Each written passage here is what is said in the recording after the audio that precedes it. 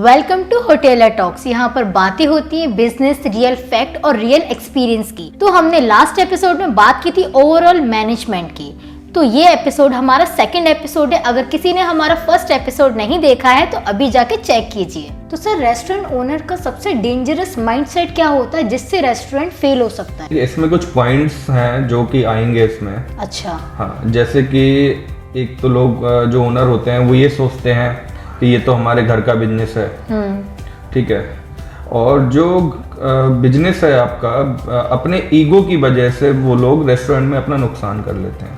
दूसरा पॉइंट ये आता है। तीसरा पॉइंट आता है इमोशनल हायरिंग। अच्छा। हाँ। चौथा पॉइंट आता है डायरेक्ट स्टाफ को ऑर्डर देना। ठीक है, ये 4 तरीके के पॉइंट्स हैं जो कि ये बहुत ज़्यादा नुकसान देते हैं इंडस्ट्री में, जो कि ओनर को इन पे बहुत ज़्यादा ध्यान देना चाहिए और अपने आप को कंट्रोल रखना चाहिए। मेरा एक क्वेश्चन है, जैसे कि कोई फैमिली मेंबर हुआ, कोई फैमिली मेंबर हमारे साथ बिजनेस में एज अ पार्टनर वर्क करना चाहता है, तो उस टाइम पे एक कंडीशन होती है कि हम उसे ज़्यादा डांट भी नहीं सकते, रिलेशन खराब हो जाएंगे, लेकिन हमें उससे काम चलवाना है अपने साथ। अगर वो हमारे साथ एज अ पार्टनर वर्क कर रहा है तो प्रॉपर तरीके से अपनी रिस्पॉन्सिबिलिटी को निभाए, बट ऐसा नहीं हो पाता है। देखिए, इसमें एक पॉइंट तो है, अगर आप किसी भी रिश्तेदार को या अपने बेटे को या अपने भतीजे को या अपने साले को, जिसको भी आप अगर बिजनेस में ऐड करना चाहते हैं, तो सबसे पहले उससे बोलो कि 2 महीने कहीं पे भी नौकरी करके आए। अच्छा। एक अच्छा सा एक्सपीरियंस लेके आए कि वहां पर मैनेजर और ओनर के बीच का डिफरेंस क्या होता है, उस ब्रिज को वो लर्न करके आए।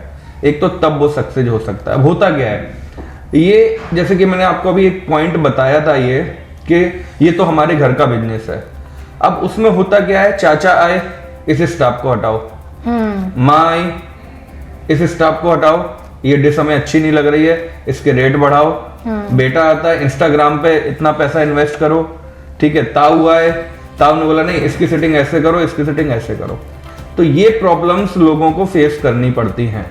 तो सही, ऐसी प्रॉब्लम्स फैमिली बिजनेस में सबसे ज्यादा होती होंगी फिर? बिल्कुल होती हैं, वहीं से ही ये बिजनेस फेल होता है। रेस्टोरेंट लाइन में इंटरफेरेंस उतना ही होना चाहिए जितना कि आप वॉच कर सको अच्छे से।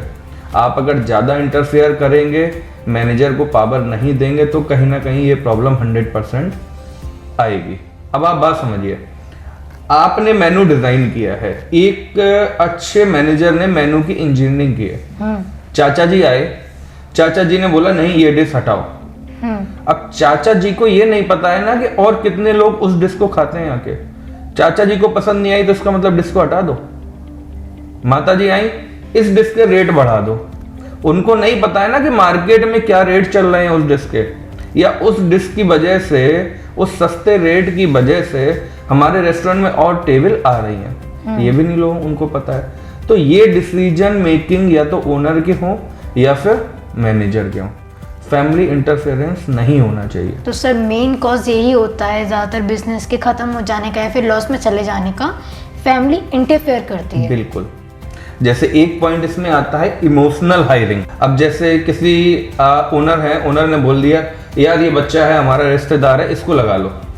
अब मैनेजर के ऊपर तो बर्डन होता है, ओनर का ऑर्डर है, उन्होंने कहा ठीक है, लगा लिया।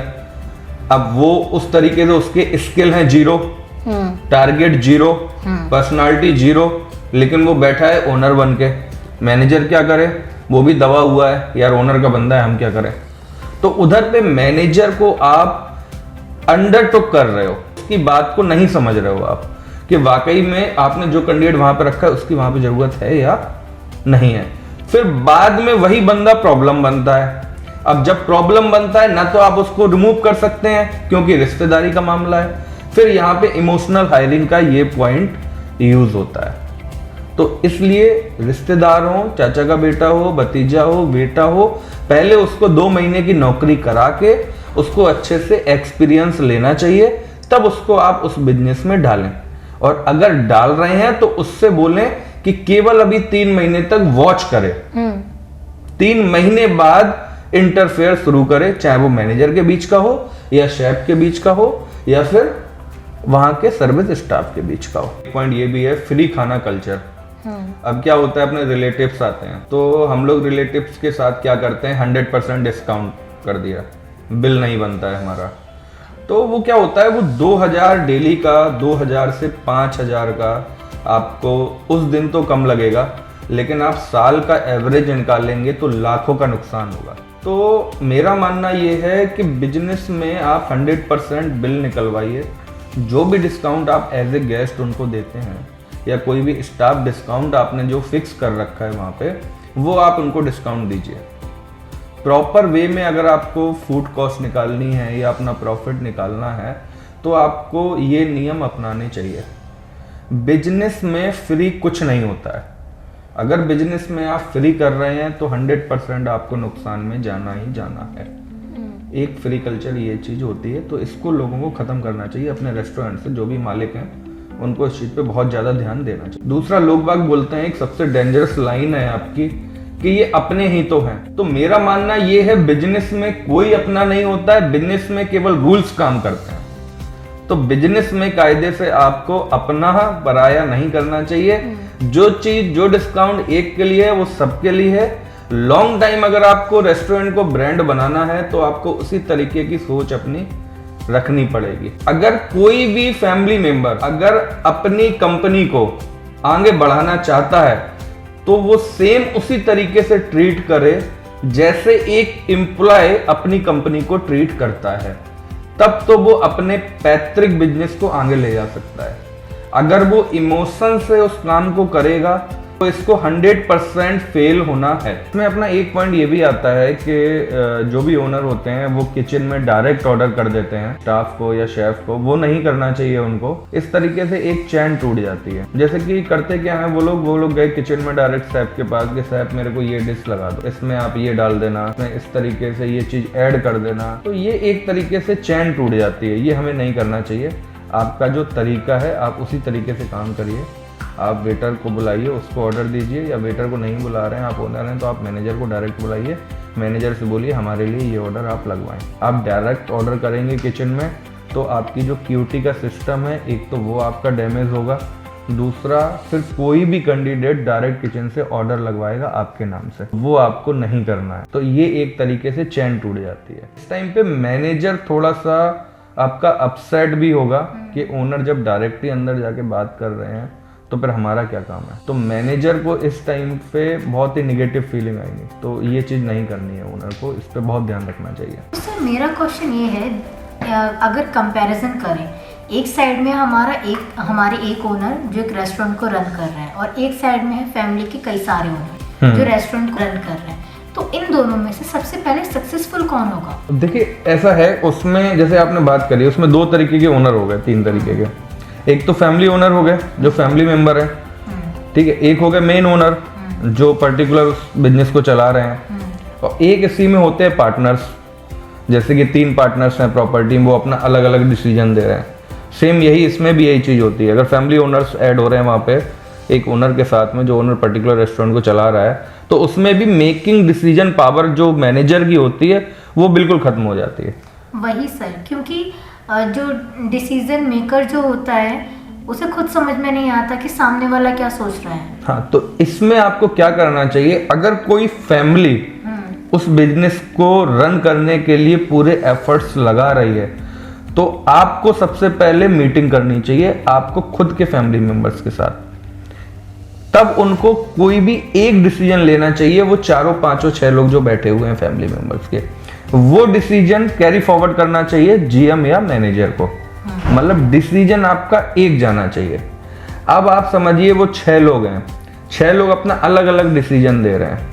मतलब 6 लोग उस एक गाड़ी की स्टीयरिंग अलग अलग तरीके से पकड़ रहे हैं, तो गाड़ी कहाँ जाएगी? तो सर इस कंडीशन में क्या सभी जितने भी ओनर्स हैं उनकी पहले से पोजीशन डिसाइड होनी चाहिए कि वो कितने डिसीजन ले सकते हैं और कितने डिसीजन नहीं ले सकते हैं? बिल्कुल होनी चाहिए। एक कैटेगरी डिफाइन होनी चाहिए, डिपार्टमेंट डिफाइन होना चाहिए। जैसे कि अपनी इंडस्ट्री में काफ़ी सारे डिपार्टमेंट हैं। मैनेजमेंट डिपार्टमेंट हो जाता है, किचन डिपार्टमेंट हो जाता है, स्टोर डिपार्टमेंट हो जाता है, ठीक है। जो आउटर मेंटेनेंस होते हैं वो हो जाते हैं। तो अगर 3-4 लोग हैं वो एक ही बिजनेस अगर कर रहे हैं तो अपना अपना डिपार्टमेंट फिक्स कर लें कि इस डिपार्टमेंट पे हमें फोकस करना है, इस पे उनको करना है। एक कैंडिडेट कैश पे फोकस करे, जो कि केवल कैशियर से ही कांटेक्ट रखे।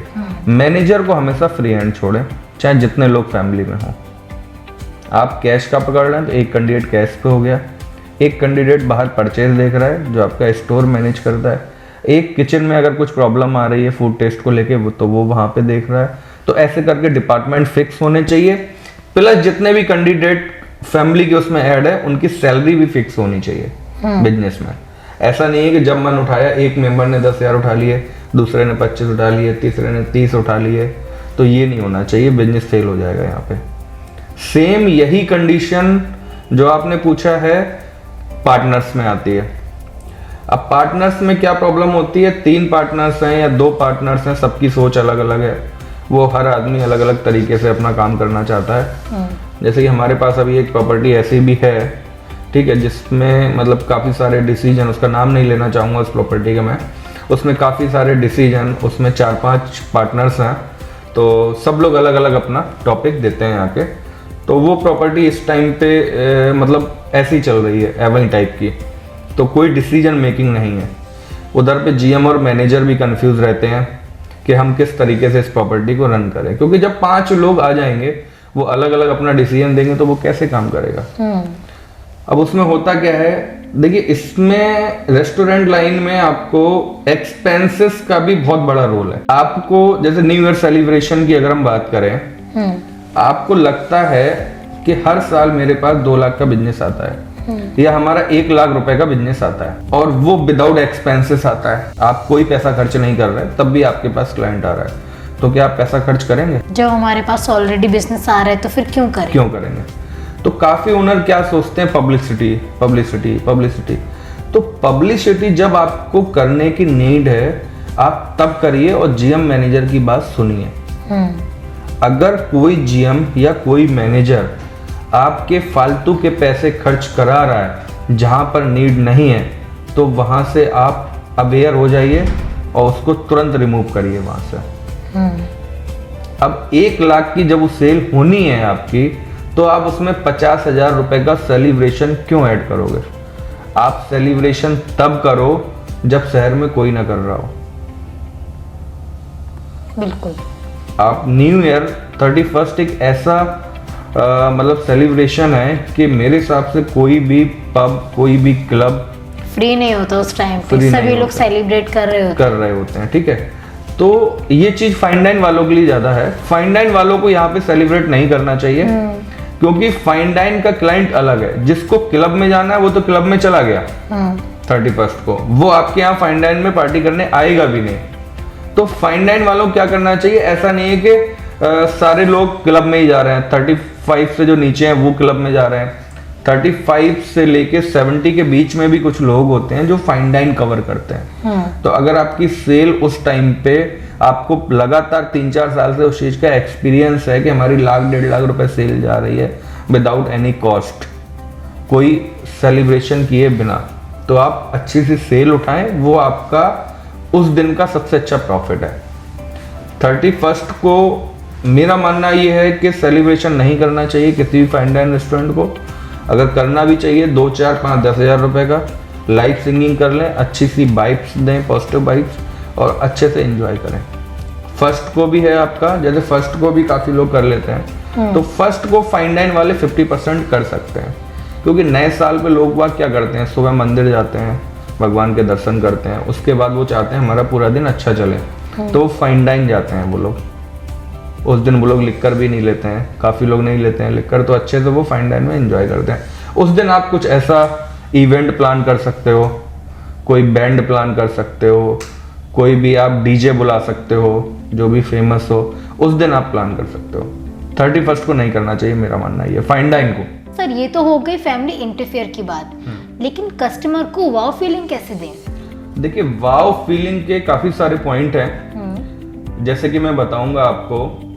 एक तो वाव फीलिंग में एक स्पीड का पॉइंट आता है, एक आता है आपका पर्सनलाइजेशन का आता है, एक आपका पॉइंट आता है अनएक्सपेक्टेड टच का आता है, एक इमोशनल टच का आता है। ठीक है, अब जैसे कि सबसे पहले जो गेम शुरू होता है वो होता है 30 सेकेंड का, जब गेस्ट ने आपके रेस्टोरेंट में एंट्री ली।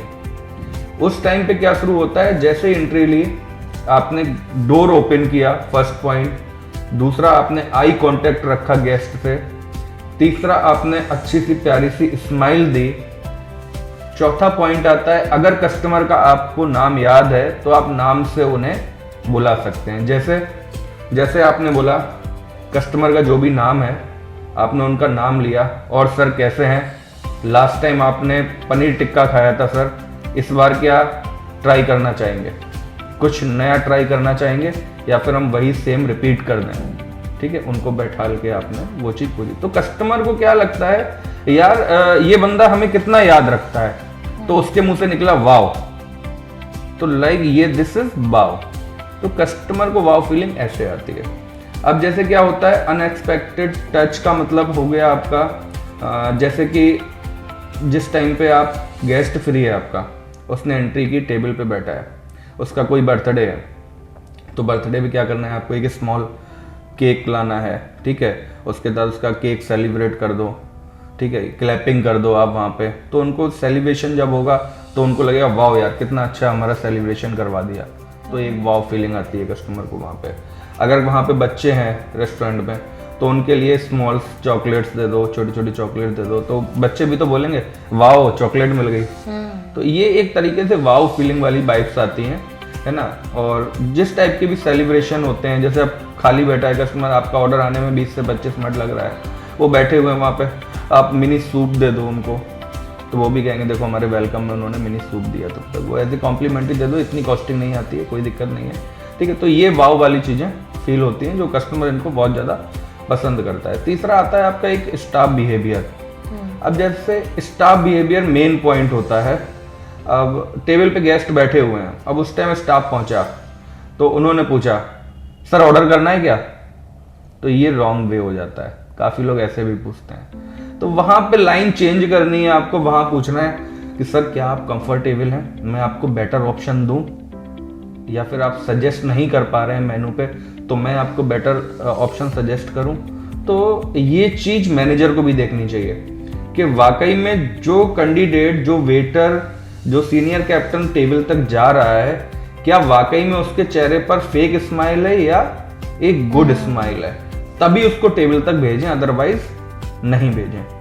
ये मैनेजर का आई कांटेक्ट होना चाहिए अपने स्टाफ के साथ। अब पता चला वो किसी दुखों के पहाड़ के नीचे दबा हुआ है, कैप्टन या स्टीवर्ड या वेटर जो भी है, ठीक है, और वो कस्टमर के सामने जा रहा है, अब वो वहां पे फेक स्माइल दे रहा है। अब कस्टमर तो नहीं समझेगा ना कि उसके साथ क्या प्रॉब्लम है, और उसने आर्गू कर दिया वहां पे, या कुछ गलत उसने शब्द निकाल दिए वहां पे, या मतलब ऑर्डर टेकिंग में कुछ वर्ड्स ऐसे होते हैं कि निकल जाते हैं। तो इन चीज़ों पे भी ध्यान रखना चाहिए, ये मैनेजर का काम है, ये मैनेजर को ध्यान रखना चाहिए कि कैसे वाव फीलिंग आए। लास्ट में क्या होता है आपका, अब जैसे बिलिंग का टाइम आता है, जो एक्सपीरियंस टच का काम होता है, जैसे कि बिलिंग हुआ, एक रिटन नोट में दे देना है आपको कि thank you sir, thank you for coming, ये छोटा सा एक नोट्स रख दें बिल के साथ में, ठीक है। बिल का राउंड अप कर दें 10-20 रुपए का, 1020 का बिलिंग हो रहा है, राउंड अप करके 1000 कर दो। तो ये छोटी छोटी चीज़ें रेस्टोरेंट लाइन में लोगों को वाव फील कराती हैं। एक इसमें पॉइंट आता है कंप्लेन हैंडल, वो एक तरीके से रियल वाव होता है। अच्छा, हाँ, जैसे कि आपके पास कोई भी कंप्लेंट आ रही है, आप उसको डिफेंड मत करो, आप उसको अपॉर्चुनिटी समझो। आप मान लो कोई गेस्ट बैठा हुआ है वहाँ पे, आप उनसे बोलो कि सर आपका फीडबैक हमारे लिए बहुत ज़रूरी है, कृपया आप 5 मिनट निकाल के हमको आप ये फीडबैक जरूर दीजिएगा। तो अगर आपने कंप्लेन को गिफ्ट में कन्वर्ट कर लिया तो वो कस्टमर आपके लिए लाइफ टाइम लॉयल हो गया। तो कंप्लेन को ये मत समझो आप कि वो हमारे लिए प्रॉब्लम्स हैं, वो प्रॉब्लम्स नहीं है, वो आपके लिए गिफ्ट है। तो उनको आपको गिफ्ट में कन्वर्ट करना है, कस्टमर हमेशा 100% आपके लिए वो लॉयल हो जाएगा। तो आपने हमारे इस पॉडकास्ट में काफ़ी सारी चीज़ें सीखी होंगी। तो हमारा जो नेक्स्ट पॉडकास्ट होने वाला है वो होगा मार्केटिंग और ब्रांडिंग के ऊपर, कि कैसे आप अपने बिजनेस के लिए मार्केटिंग और ब्रांडिंग का सिस्टम क्रिएट कर सकते हैं।